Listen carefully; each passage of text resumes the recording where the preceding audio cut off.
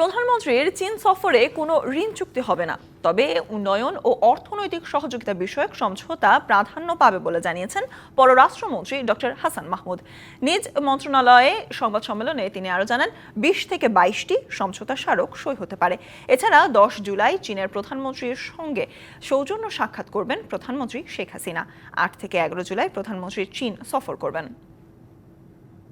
২০টির মতো সমঝোতা স্মারক স্বাক্ষর হওয়ার কথা রয়েছে এবং কিছু প্রকল্প উদ্বোধনের ঘোষণা দেওয়া হবে।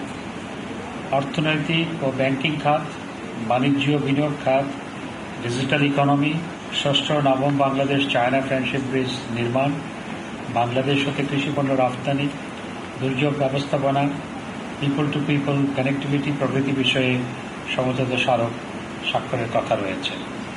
নগদের কাছে সব গ্রাহকই প্রিয়, তাই তো সারা দেশে ক্যাশ আউট চার্জ সবচেয়ে কম।